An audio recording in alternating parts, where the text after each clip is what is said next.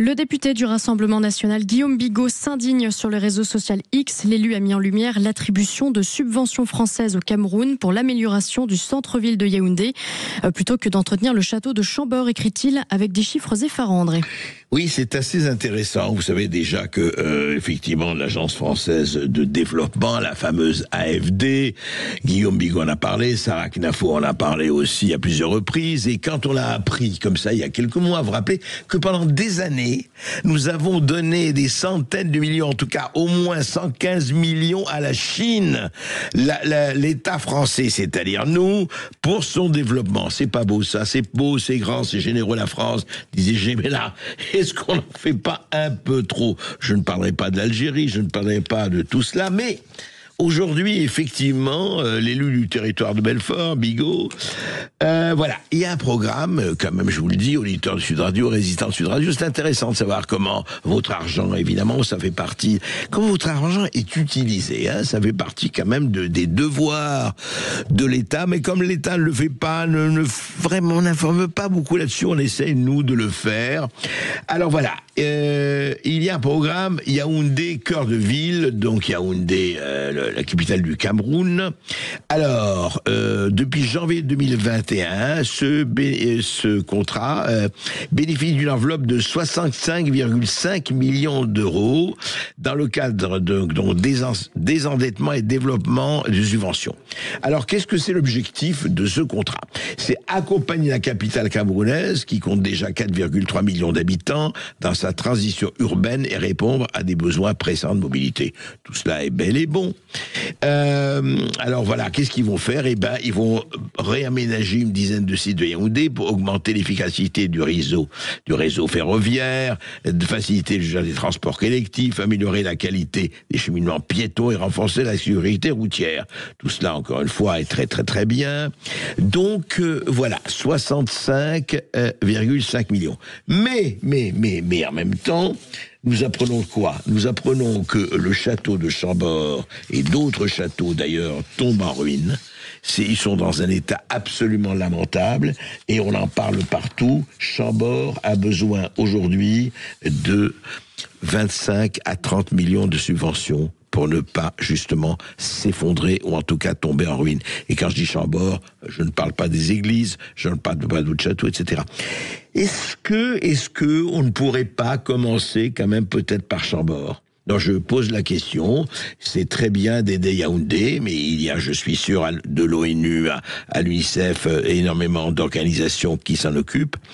Et quelles sont les priorités? Encore une fois, est-ce qu'il s'agit, et encore je l'ai parlé en début d'émission, il y a un journaliste très très connu dans les années 50-60, Raymond Cartier, grand reporter à Paris Match, qui a écrit un article explosif à l'époque, hein. C'était donc il y a plus de 50 ans. Faut-il préférer le Zambèze à la Corrèze ou le contraire? Et ça a fait comment? Vous osez parler ça, tout juste il n'y aurait pas le traité de raciste, etc. Non, c'est pas une question de raciste ou pas, c'est une question de priorité.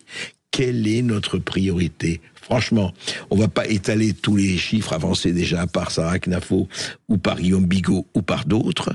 Mais encore une fois, dans le cadre de la série Où va notre argent, dans le cadre où on voit que monsieur François Bayrou demandait comme un fou 44 milliards, et on voudrait savoir ce budget de l'Agence française de développement qui est de 40 milliards au moins, où il passe? On veut savoir quelles sont les priorités. On en a parlé, vous savez déjà, telle ou telle subvention à telle troupe de danse en Irak, telle ou telle... je crois qu'il y a même une étude sur les transgenres en Éthiopie. Il faudrait vérifier ça, mais on en avait parlé, effectivement, et nos auditeurs peuvent retrouver justement ces sujets sur notre chaîne YouTube. Tout à fait, vous pouvez retrouver ça sur Internet. Et ce qui est extraordinaire, on dépense des milliards, et encore une fois, qui choisit, qui oriente, qui donne les priorités par rapport à une France où les hôpitaux sont dans l'état que vous savez, un certain nombre d'écoles sont dans l'état que vous avez, je ne parlerai même pas des lieux de culte, je ne parlerai même pas, on vient d'en parler, des châteaux et autres. Qui choisit les priorités? Et ce qui est hallucinant en ce moment, c'est pas ça du tout. On choisit pas. Voilà. Et non, on préfère s'occuper, Maud, on préfère s'occuper, des enfants qui font du bruit dans les écoles. Et on en parle dans un tout petit instant avec le maire de Maisons-Laffitte, justement, Jacques Millard, qui sera à notre antenne. Si ça vous fait réagir, 0826 300 300. À tout de suite. À midi 14h, André Berkoff. On connaissait les hôtels sans enfants, les restaurants sans enfants. Je vous propose aujourd'hui de découvrir la cour de récré sans enfants. Oui, c'est très intéressant. Vous savez, ça me rappelle beaucoup de choses d'ailleurs, sans enfants. Et rappelez-vous, il n'y a pas que les enfants. Vous vous rappelez les cloches qui commençaient trop tôt. Sans cigales, les touristes qui arrivaient dans le sud et qui disaient « Ah oui, mais les crayons, c'est pas possible, avec ces cigales, on peut plus, etc. » Le son des cloches, etc. Et là, qu'est-ce qui s'est passé ? C'est à Maisons-Laffitte, au nord-est, donc la belle ville de Maisons-Laffitte. Il y a l'école Montessori et les rayons de soleil. À l'école Montessori, les rayons de soleil, on n'a plus le droit d'utiliser sa cour de récréation extérieure depuis le 10 août. Voilà, la justice a tranché, après 2 ans de conflit avec plusieurs riverains. 2023, 5 habitants réunis en collectif avaient alors saisi la justice, estimant que le vacarme des enfants rendait impossible le télétravail ou troublait leur tranquillité. Voilà. Le bruit perturbe gravement la possibilité pour certains d'exercer leur activité en télétravail. Il prive d'autres de la jouissance paisible de leur retraite après une vie entière de labeur. C'est vrai, ces enfants, c'est pas possible, ça crie. Mais il faut leur mettre un bâillon, comme on avait fait au temps du Covid. Alors, les responsables de l'école, sérieusement, reçoivent alors une assignation à comparaître devant le tribunal judiciaire. Il faudra attendre l'été dernier, donc il y a là, cet été, pour que les magistrats rendent leur décision. L'usage de la cour de récréation extérieure est interdit avec exécution immédiate. D'autant que désormais privé de son espace extérieur qui fait 500 mètres carrés, donc cette école Montessori de Maisons-Laffitte doit improviser. Alors que fait le directeur de l'établissement ? Ils ont d'essayer d'aller en forêt, mais c'est très compliqué, cela demande beaucoup d'encadrement. Nous faisons des récrés décalés dans une petite cour extérieure de 100 mètres carrés. Une situation, on est très embêté parce que on ne sait pas ce qu'on va faire. Alors, Jacques Millard, bonjour. Bonjour André, comment vas-tu ? Écoute, ça va très bien et toujours très heureux de te recevoir, mon cher Jacques. C'est réciproque. Qu'est-ce que c'est que cette histoire alors de Montessori ? Qu'est-ce que c'est que cette chicaya ? Alors, il faut savoir qu'à Maisons-Laffitte, il y a une association syndicale du parc avec un cahier des charges qui remonte à 1834 et dont, dans les charges et contributions, l'article 6 dit que tous les propriétaires ne sauraient faire du bruit et ne sauraient créer des nuisances. Ouais. Or, en l'occurrence, c'est sur cette base-là que le juge judiciaire a acté. Les requérants ont été, je dirais, renvoyés dans leur but sur 5 ou 6 arguments, mais celui-ci a perduré. Alors j'ai dit, bien sûr, à Montessori, à l'école Montessori, de faire appel. Et nous, entre-temps, bien sûr, nous allons mettre à disposition de l'école un autre, je dirais, un site qui est aussi dans le parc de Maisons-Laffitte, mais je pense qu'on va y arriver.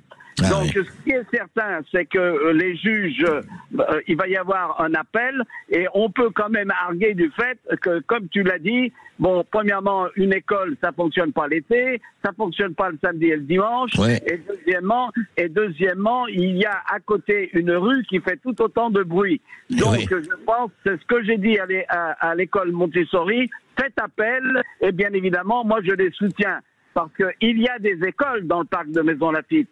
Il y a des écoles publiques et donc il est complètement aberrant de vouloir les fermer, surtout qu'il fut à un moment où les gens du parc de Maisons-Laffitte réclamaient des services publics dans le parc. Donc aujourd'hui, on est en attente, mais je suis, je dirais, derrière l'école Montessori, je les soutiens. On met à disposition un autre 6 en attendant et j'espère qu'en appel, les juges se rendront, je dirais, à la raison et annuleront la décision de première instance. Oui, parce que effectivement, on peut se poser la question. Alors, je comprends, mais vous savez, moi, ça m'a toujours fasciné. D'ailleurs, ce n'est pas évidemment qu'à Maisons-Laffitte, Jacques, mais Jacques Millard. Mais ce qui est étonnant, c'est que les gens ne supportent. Alors, il y a le bruit, il y a les voitures et tout ça. Mais alors que des enfants puissent s'exprimer, enfin même pas s'exprimer, soit des enfants. Tu as fondamentalement raison. Nous sommes dans une société qui met au pilori les enfants, alors que nous avons besoin des enfants, nous avons besoin besoin des enfants, nous avons la nécessité de relancer la démographie en France. Ouais. C'est totalement aberrant. Et c'est une société qui marche sur la tête aujourd'hui. Ouais. Et je dirais que les 5 requérants n'ont pas mon soutien et ils devraient avoir honte pour cette action-là. Et je suis sûr et certain qu'on peut trouver des solutions pour minorer et de protéger, leur habitat. Et surtout savoir qu'en réalité une école ne fonctionne pas 365 jours de l'année. Bien et sûr. qu'il faut pas exagérer. Et donc c'est là où on voit qu'on a une société qui est d'un égoïsme total. Ouais. Et donc ça commence à bien faire. Écoute, très heureux de ces paroles, mais ça ne m'étonne pas de toi, mon cher Jacques, parce que c'est vrai qu'à un moment donné, ces gens savent que le vent fait du bruit, que la nature fait du bruit, que les oiseaux font du bruit, et que s'ils commencent comme ça, ils voudront quoi, massacrer tout pour avoir leur petite dose de tranquillité qu'ils pourraient totalement avoir par ailleurs. Merci Jacques Miard, et merci d'avoir... Sinon on termine au cimetière, voilà où ça nous mène. Exactement. Et ne jamais oublier, comme disait mon grand-père, que la vie est une maladie mortelle sexuellement transmissible. Sud Radio, Berkov dans tous ses états. Vous trouvez toujours les bonnes chutes, André, hein ? Toujours. Ça m'épatera toujours. Plus dure sera la chute. Si vous souhaitez, André, adopter un animal, ceci n'est pas une campagne de prévention. Merci d'éviter tout ce qui s'apparente à un chat ou à un chien. Ah et bon ? c'est un expert qui vous le dit, André. Ah bon, alors attendez, c'est hallucinant. Vous dites, Maude, mais c'est vrai que... oui, c'est vrai. Attention, je vous dis ça à tous les auditeurs de Sud Radio, les résidents de Sud Radio. Vous avez un chat ? Vous avez un chien ? Polluer la planète. Comment je pollue la planète ? Eh bien, écoutez ce que a dit François Gémen, membre du GIEC, le groupe d'experts intergouvernemental sur l'évolution du climat. Écoutez bien, c'est vraiment très intéressant. Est-ce que vous voulez de la vérité ? Oui. Est-ce que vous êtes prêt à être enseveli de coups de fil et de courriers mécontents de téléspectateurs ? Oui, le chat est une catastrophe pour la biodiversité, le chien est une catastrophe pour le climat. On n'en parle jamais. Et la vache ? Et la vache aussi, mais ça on en parle. D'accord. On n'en parle jamais parce qu'il y a plus de foyers en France qui possèdent un chat ou un chien que de foyers qui ont un enfant. Et donc très clairement. Catastrophe, pardon. Alors, parce que le chat effectivement est un des responsables de la perte de biodiversité en milieu urbain, notamment parce qu'il va chasser des oiseaux ou des petits mammifères. Et le chien, surtout les gros chiens, sont une catastrophe pour le climat parce que il faut les alimenter. Et qu'aujourd'hui, une bonne partie de la déforestation sert effectivement aux cultures qui vont servir aux aliments pour animaux domestiques. Et voilà comment on protège la planète selon Monsieur François Gémen. Écoutez bien quand même, là, à ce niveau-là, c'est de l'art. Non, c'est de la poésie et de l'art. C'est-à-dire que les chiens polluent, donc plus de chiens, quoi. C'est vrai, allons jusqu'au bout des choses. C'est là où j'aime un certain nombre d'écolos, je ne sais pas si on le blabé écolo ou escrologistes ou autres. Les chats, c'est terrifiant, c'est la déforestation, etc.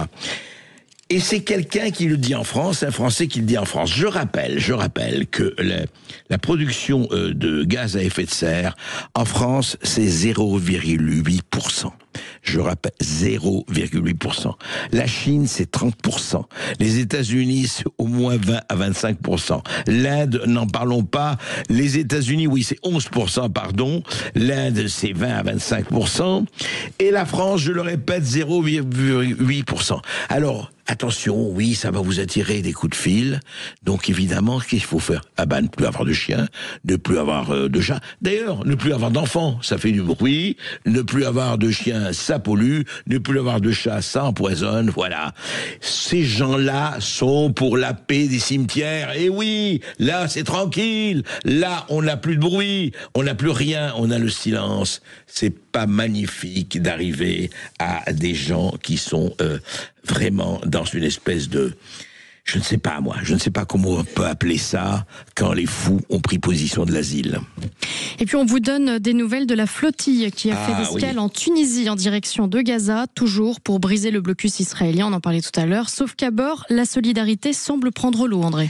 Oui, alors on ne voit pas, ils étaient partis, la fleur au fusil, on allait vraiment casser le blocus, très bien, et puis c'était plein de bonnes intentions, tout ça. Mais alors voilà, la passionnariat que nous aimons tous, Greta Thunberg, pour des dissensions, a quitté effectivement la direction de la chose. Thomas Porte, le vaillant, le courageux, le grand soldat Thomas Porte, pour des raisons familiales et personnelles, dit-il, a quitté la flottille. Bon, alors vaut bien, mais ce qui est très intéressant, c'est autre chose qui s'est bloqué dessus. C'est l'un des coordinateurs de la flottille, Khaled Boudjema, a annoncé son départ lors de la seconde escale tunisienne à Bizerte. Alors pourquoi la raison de cette défection? Et là, c'est intéressant, car il y a effectivement Chicaya au sein de la famille flottille. Pourquoi? Parce que des militants LGBTQ sont au sein des embarcations, et le militant pro-palestinien Khaled Boudjema a dit: on nous a menti au sujet de l'identité de certains participants à l'avant-garde de la flottille. J'accuse les organisateurs de nous avoir caché cet aspect. Voilà, alors on parle du mouvement LGBTQ tunisien, vous savez, lesbiennes, gays, trans, etc. Et Saïf Ayadi lui-même se présente comme un activiste queer. Alors il y a vraiment un problème. Alors une autre personnalité, Mariam Meftah, a dit, voilà, elle a dit: les orientations sexuelles de chacun sont une affaire privée, mais être activiste queer, c'est toucher aux valeurs de la société et emprunter un chemin qui risque de placer mes enfants et mes proches dans une situation que nous rejetons. Je refuse que l'on propose à mon fils à l'école de changer de sexe. Alors elle est plus du tout et pas du tout pour le genre, la théorie du genre, etc. Et voilà, et elle ajoute, Mariam Meftah, c'est intéressant, parce qu'on voit déjà ce qui se passe. Je ne pardonnais pas ceux qui nous ont mis dans ce mauvais pas. Il faudra qu'on en parle, parce que certains aiment franchir une ligne rouge, l'ont déjà franchie. J'appelle tout le monde à sauver la situation et réparer l'erreur faite envers les personnes qui ont donné leur sang pour que cette flottille voie le jour. Voilà, donc Greta Thunberg est partie. Thomas Porte, le député héroïque de la France Insoumise, est parti. Donc cette flottille globale sous Mood, elle flotte un peu. Et en fait, le problème, c'est que entre eux, pourquoi? Parce qu'évidemment, il y a une tension que tout le monde essaie. On n'essaie pas de parler parce que ça fait pas bien entre effectivement des gens qui sont absolument et violemment et radicalement contre les LGBT, parce que l'islam récuse tout à fait, et il n'est pas le seul, les LGBT. Et on sait d'ailleurs dans les États islamistes comment on traite les homosexuels. On les balance du 6e étage, la tête la première. Donc effectivement, c'est même intéressant de voir que des gens qui sont là-bas pour la Palestine et pour effectivement l'appui au peuple palestinien et aux habitants de Gaza se déchirent sans avoir pensé une minute avec qui ils allaient. Et ça, cette espèce de total trouble, de total enfumage sur les identités de chacun, eh ben ça crée ce que ça crée. La flottille flotte. Alors, est-ce que ce sera fluctuat nec mergitur? Il flotte, mais il ne sombre pas. Mais l'avenir, ça s'annonce quand même relativement sombre dans cette histoire, Maud. Sombre, en tout cas, je n'espère pas. En tout cas, si vous souhaitez réécouter ceci, ou si vous souhaitez réagir même, 0826 300 300, pour réécouter ces sujets et ces entretiens, rendez-vous sur notre chaîne YouTube, sur Deezer, Spotify, toutes les plateformes d'écoute et de réécoute.